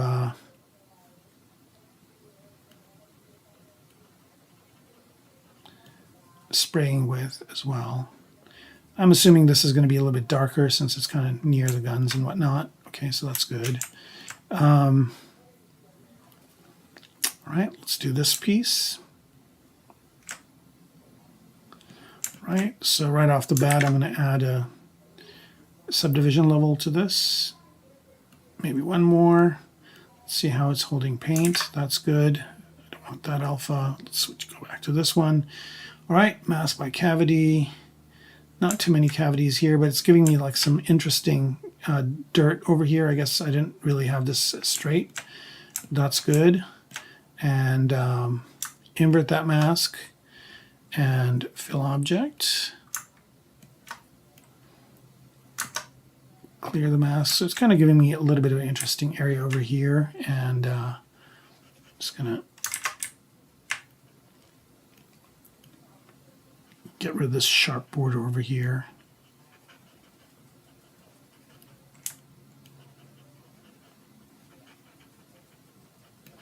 Again, this is symmetric, it's fine, and let's see what that looks like. I think that looks okay.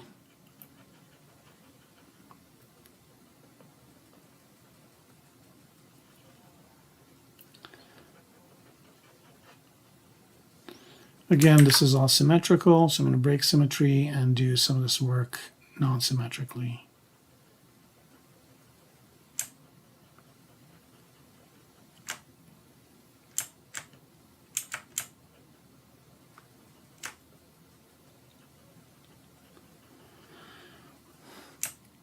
And again, similarly, I'm going to go to the object underneath it and just try and get rid of some of those harsh edges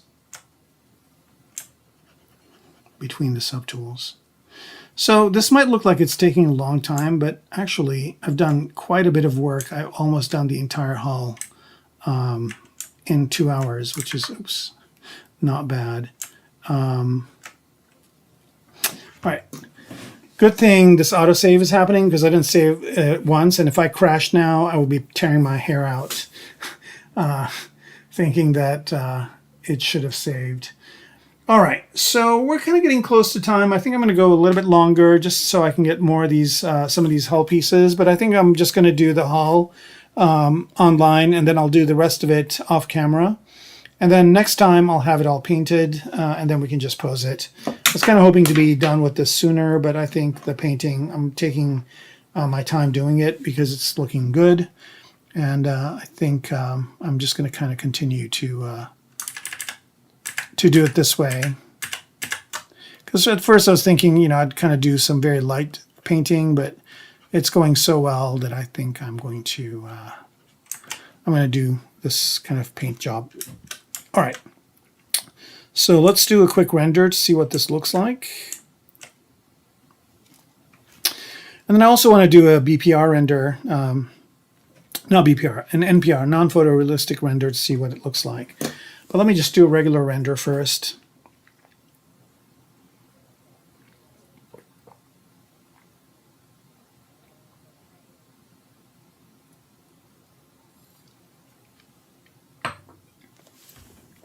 I just noticed a couple of things I need to fix.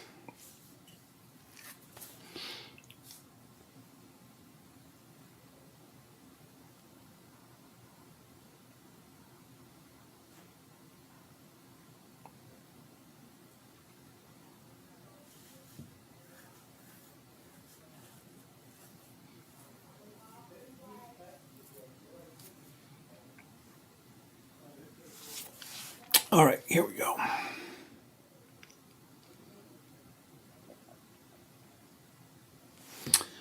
I really like how this is looking over here, this area. That paint job came over nicely. In this area here, I think I need to do a little bit more detail work. All right, here we go. Here's the render. Yeah, all these are coming out really nice. They're coming out pretty much the way they look. So I'm happy with that. Okay, let me do a NPR, non-photorealistic render, see how that comes out with the paint, and then we'll just call it a night. Okay, so with that, I'm just going to hit comma here. I'm going to turn redshift off for a minute and go to filters.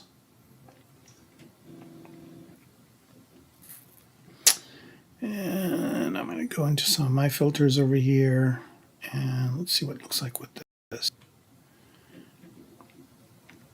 That actually looks pretty good. So you can kind of see some of the painting that I did is coming across here in the non-photorealistic render, and it's creating a really nice effect. I don't know if I like this gradation that's going on over here, but I haven't painted that part yet. When I do, it'll look a lot better. Let me do one more. Let's see, one more like this. Let's see what that would look like. And then we'll call it a night.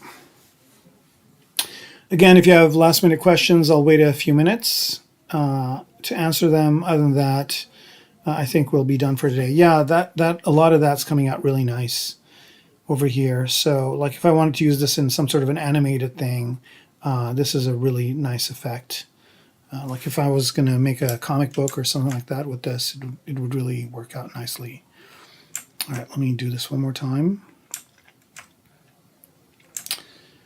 Maybe from this angle, like here. Turn perspective on, that adds to it. All right.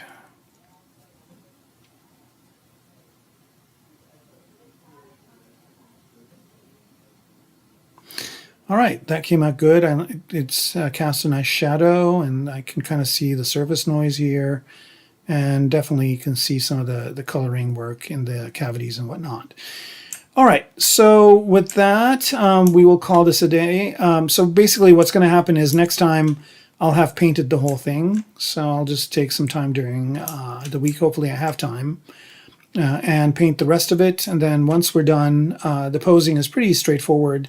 I just need to move the different pieces to where they need to be. Maybe add some sort of a terrain or something to it, like a ground, like some rocks and whatever, and then just do a render. All right, so with that, I bid you all a good day or night, or whatever time of day or night it is, and wish you all some happy ZBrushing, and we'll see